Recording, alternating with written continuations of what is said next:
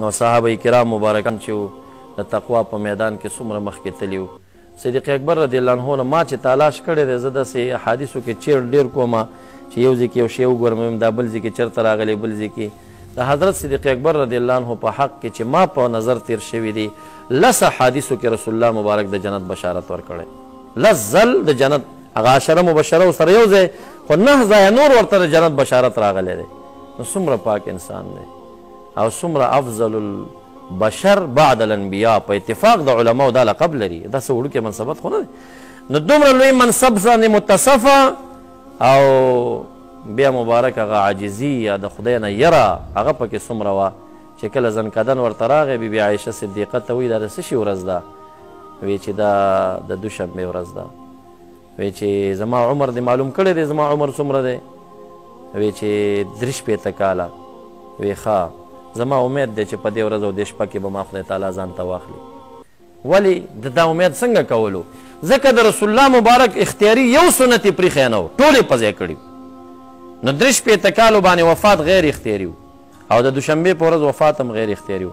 مبارک په همدغه ورځ باندې زنکدن شروع شه او شدایت د زنکدن د اولیاو هغه لږ سخت وي. نو بیا د ماښام نور څوک وایي پرې پرېوتی و څوک وایي نه و پرېوتی. همدغه د دوشنبې ورځ وه او د سې شنبې شپه وه چې دی مبارک وفات شو. خو خپلې لور بیبي عایشه ته وایي چې زما دا یو جوړه یادوي دا ده 2 جوړې راته نورې پیدا کا. رسول الله مبارک څو جامو کې کفن شوي 3 وی 2 نورې راته پیدا کا. هغه ورته وایي دا خو ډېرې زړې دي وی دا پاکې وینځه.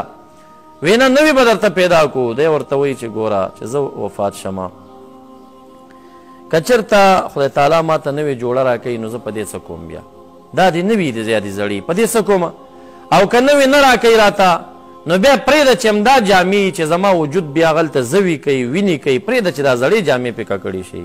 څومره عاجزي څومره د هغې حال نه یره د دې سره داسې په وجود داسې نری شوی و که نه.